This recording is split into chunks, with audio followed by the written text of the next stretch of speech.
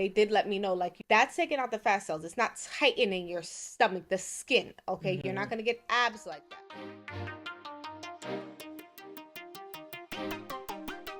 What's up, siblings? Welcome to another episode of Two Different Sisters, the podcast. We're your hosts, Cassie, I.E., not a Y. And I'm Juju. And in this episode, we're rounding out our mini mental health series by discussing how our physical wellness impacts our mental health. And giving you 2 ways on how to lose weight. Before we get into it, we need y'all to hit that subscribe button, plus like this video, and it'll equal to us keeping this content coming. How does your physical appearance affect your mental health? I would say, I know there's a way I like to see myself. So when I either gain too much weight or lose too much weight, it puts me in a space of, I know I need to make some changes, whether it's doing something to gain weight or following the proper channels to lose weight. I wouldn't say it puts me in this depression of, oh my gosh, but it does make me look at old pictures. I remember when I was like this, I would like to get myself back there. For me, it does put me in a bit of a depression state. Mm-hmm. It's not one of my bigger triggers, but once I am depressed, it's one of the things that heavily impacts the snowball effect or the domino effect. So I know when I was at my biggest, and I didn't even realize I was that big, but I realized I was putting on weight. I knew where I came from, and that I was bigger than that. So I'm already not a photogenic person, so I don't like being in front of the camera, but it definitely made me shy away even more. I didn't want to take pictures. I didn't really care to be out because I didn't like the way things looked on me. And it just made me sink deeper into my depression. And when you're depressed, would you say that you stress eat? Like you eat more? Do you eat less? Because I know some people, they gain weight when they're depressed, some lose weight. So where do you stand? I realized as I started losing weight that I do stress eat. And I asked myself why. I feel like it's the only thing that I have control over.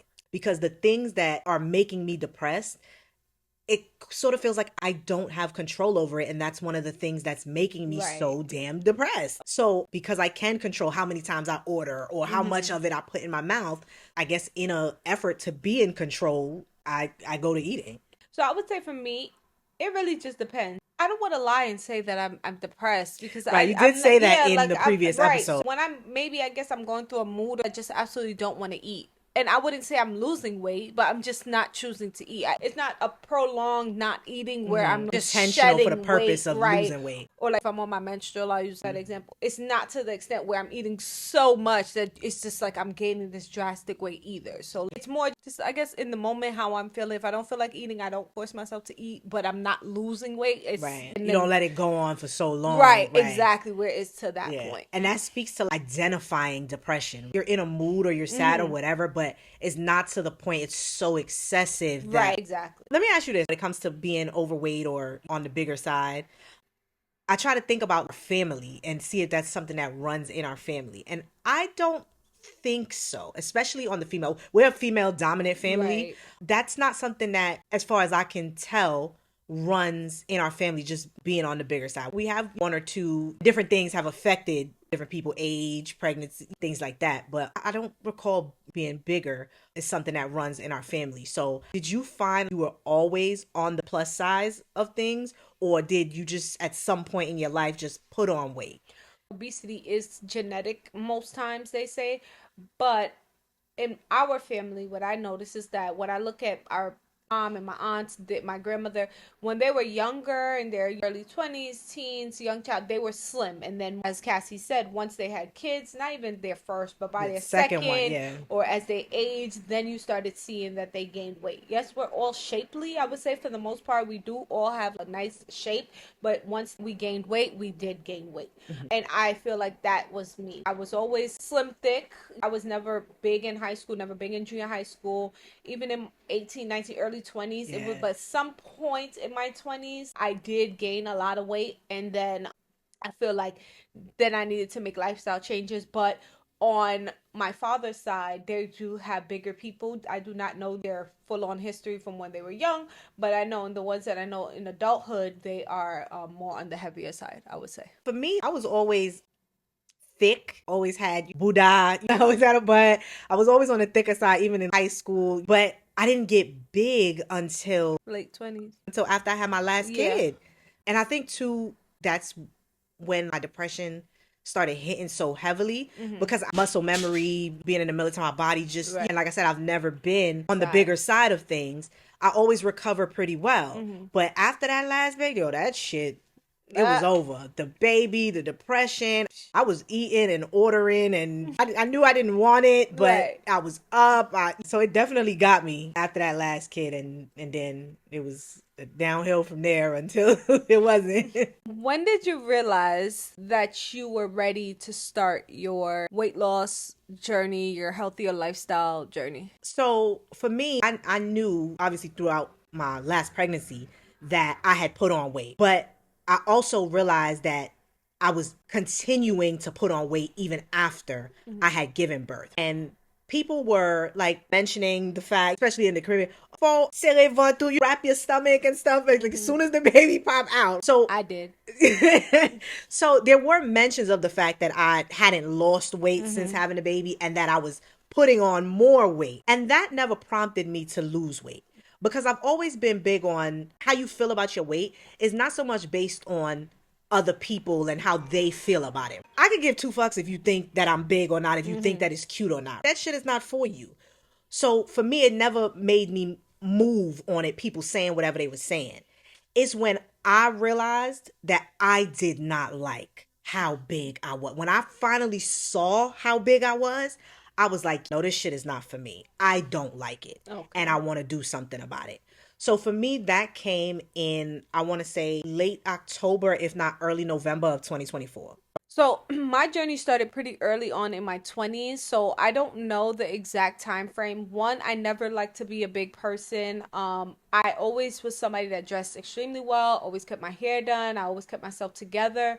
So I'm sure my family probably said, but it wasn't noticeable at the fact that I kept myself very together. I do know that there was one instance that my family went to a gala and I wore this blue dress. And when I seen myself in the pictures in that blue dress, I was like, it's ridiculous. This looks crazy. It's time for me to do something. And I guess I didn't realize how much weight I was actually putting on. You know, I was still pulling in them Johns. Like, I will give you that. Like, that's a it was fact. nothing. Like, of course, I was like, confident in myself. People made me feel pretty. All of those things. So it wasn't until I seen that picture, seeing like my makeup was done, how swollen my cheeks were, because we have apple cheeks, and it was just like, yeah, this That was is that time. Ms. Me moment. Yeah, I couldn't even recognize myself, and I was like, yeah, it's time for me to start that journey. Siblings, let us know in the comments how your physical wellness has impacted your mental health. And without any more delays, siblings, let's get into these 2 ways of losing weight. One way, which is the route that I decided to take, was cosmetic. Tell us about that journey for you. Like, how did it start? And Okay.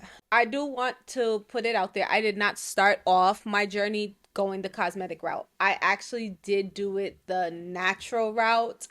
Went to the gym on my own. I went to the gym with gym partners. I did get a coach. I was eating a certain way. And I did actually lose weight. I stayed at a good weight for a decent amount of time, and then gradually I gained the weight back. And at that point, I wasn't motivated to go to the gym. I would start and stop, start and stop. So that's what ultimately ended me in going the cosmetic route. okay. The process I initially took was first thing I did, I got my tonsils removed. You had to do that shit? Like, You don't have to do it. That's one of the reasons they say that you gain weight, like the thyroids and your tonsils glands are feeders for how you gain weight. So I didn't have any thyroid issues, thank God. I did get my tonsils removed. And then from there, I met with a weight loss coach where, I had to drink smoothies. They put you on a weight loss plan and basically track, follow you up until you get through your journey. Not to cut you off, don't lose your train of thought, but meeting with the weight loss coach, like, were you supposed to be at a certain weight before going in, or? No. Everybody go in with your own goals in mind, and then like you have goes through what you want to do and what they do. There's some that's pills involved, some that are not pills involved. I've never really went the route where I took any type of like medication. That just wasn't what I wanted to do. Whether it was prescribed or non-prescribed. Then as I lost weight from there, I had excess fat that I did no longer like. I just felt like it was just not necessary. So I decided to start diving into doing cosmetics. I looked into, Colombia, DR, Florida, and like I ended up going to Florida, where I did lipo to my stomach, and that was the first thing that I ended up doing, which I liked it. It was good. The lipo basically removes the fat cells from your stomach. Okay. So that's why sometimes if you see people gain weight, it goes in other places and then they never gain weight in their stomach because they no longer have the fat cells there. Once you do that, they did let me know, like, that's taking out the fat cells. It's not tightening your stomach, the skin. Okay. You're not going to get abs like that. So of course, went through rounds where I was wrapping my stomach, working out, doing all of that, and it did go down, like, the fat pocket, but I still had something that I didn't like. So I ended up going for the mommy makeover route, which flat stomach, had my baby, still a flat stomach, love it, like I have no complaints. The only thing I probably would say, like, I scarred really badly, which that's just something that I would do an extra step of getting, like, the scarring like lightened or removed. When I did the lipo, they also lipoed my back, my sides, so I had no like fat or rolls there. Once I had my baby, my stomach is still very flat. For me, I have no issues with breast stomach, but they do say that once you have a kid, the walls loosen up. They always say wait till after you have kids. Even the doctor will say you don't want to wait. That's a choice you can make. Some people snap back. I have some people who said that they did not snap back. So it's really just how your body reacts. Yeah, how your body reacts. I snapped back instantly, and I barely gained weight when I was pregnant or stretched out. Now I do have other things that I want to work on, like arms. That runs in our family, just big arms, my legs. But I will work on going the natural route first to try to, tone those things down. And if that doesn't work out for me, I do plan on going the cosmetic route. What about you? Tell us your journey. My route, which is the second way of losing weight, is the natural route. So like I said, I started back in 2024, late 2024. And I don't call it a weight loss journey, even though I know that it is to lose weight. You're always grin your dumb. Yes, I am. Always laughing, right? Yeah. I don't call it a weight loss journey because I just like to think of it as a lifestyle change. A weight loss journey. And the reason for that is because when I think about weight and all this diet, all this restriction, all this, and I'm not doing that shit. I tried keto. I tried a lot of the natural ways. And them people told me when I was doing keto that I couldn't have no more pate corde. Siblings, pate corde is Haitian patty. Not the baked fluffy one, but the one that got all the sausage, the egg, and all that shit inside. And then people told me I couldn't have no pate corde, and I got the fuck out of there, okay? I'm not gonna lie to y'all. So I don't restrict myself to what I eat and all of those things, right? And plus I call it a journey because it's something, even though I started it for a specific reason, it's something I want to continue for the long term. So my weight loss journey, the natural route for losing weight that I took, consisted of, I still eat all of the same shit that I've been eating, want to eat, including my pate corde. I discipline myself to actually say I'm full when I'm full.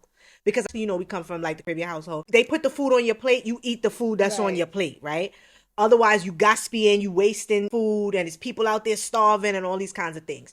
So I developed this habit of like, I would eat and I knew I was full, but there was like a little bit left in my plate. And it's like, damn, I done ate through this much of it. It doesn't make sense to throw this away. Or it's only this little bitty piece here. That's not some shit you put in the fridge. Right. So it's like, yo, Cassie, eat that shit and move on, right? So that's what I was doing. So when I started my journey, that was one of the things. I disciplined myself while I was still eating all the same things I wanted to eat, to actually tell myself that I'm full when I feel like I'm full. The other thing was I heavily implemented water into my daily routine because y'all, I would not drink water for shit. It was so bad. If you seen me passing out or dying on the street, get me a can of Coke because that was my drink of choice. I wasn't fucking with no water. So I did realize like I need to start drinking a lot more water. And initially I cut out soda, cut it out cold from the beginning and was just doing water. But then eventually as I started getting my body trained, I did start adding soda back from time to time. But when you're stressed, use that, right? When them kids be doing to them, like, yeah, give me a Coke. Like, but still water is there heavily. I drink a lot of water now. Also, I implemented drinking tea, especially specifically green tea. Every morning, I have me at least an 8-ounce cup of green tea. Also, I started working out. Ever since I left the military, working out was not something that I did. I don't care who asked me, how many times you asked me, siblings. I wasn't doing that shit because I served my time. I did my time. I worked out every day. They woke me. I woke up at 6 a.m. Okay. I'm free and I don't want to do that shit no more. So I did not do it. But once I got into my lifestyle journey and losing weight, so I added working out back into my life as a part of my journey. I work out at least 3 times a week. There are, on days, off days, but I know consistently it is a minimum of 3 times a week. And I don't go to nobody's gym. I don't want to. For some reason, I just feel like I just don't want to. I do at home workouts 3 times a week. Oh, also I added drinking protein shakes into even on the days that I'm not working out. So I did add it for initially because to help my muscles recover and things like that with the working out.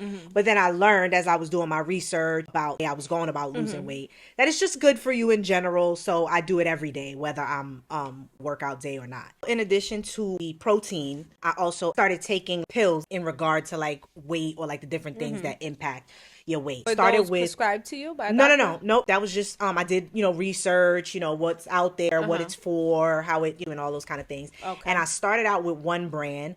And I just wasn't feeling the shit. Like, I don't know. I didn't like how often I had to take it. I wasn't feeling it. So, continued to research and look. And then I landed on one brand that I really actually do like. I only have to take it twice a day.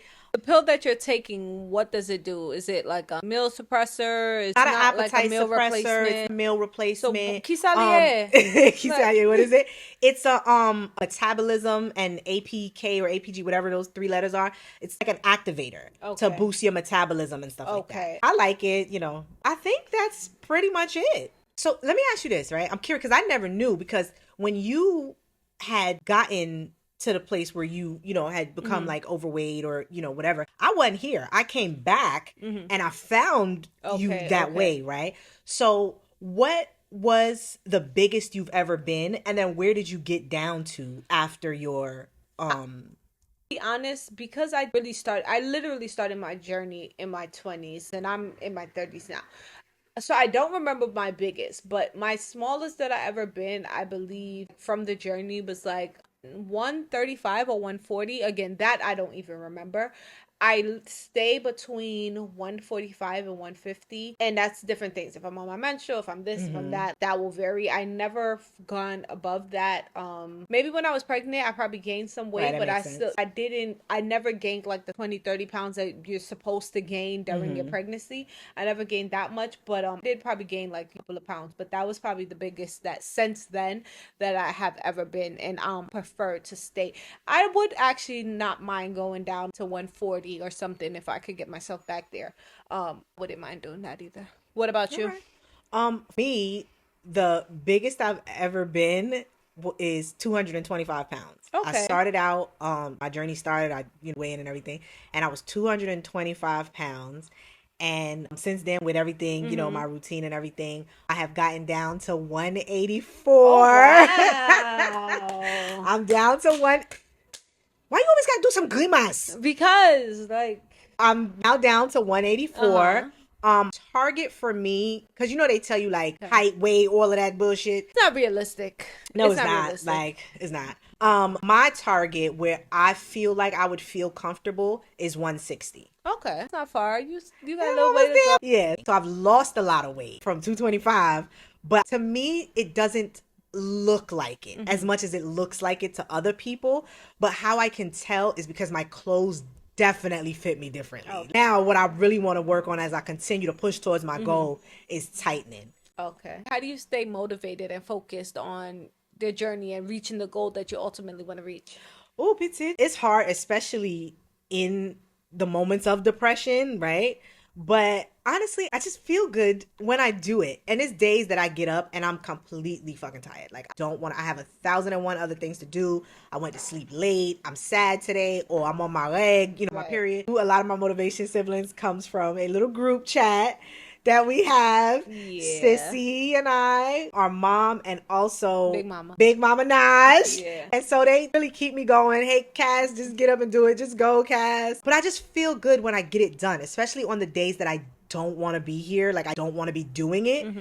After, I'm sweating, I'll take a little pic to motivate myself, and I just feel good, and it makes me go back for more the next day. What about you? So I thought my son was going to motivate me to get back active. So I had got a workout stroller as well, which is the 3 wheels, the jogging stroller.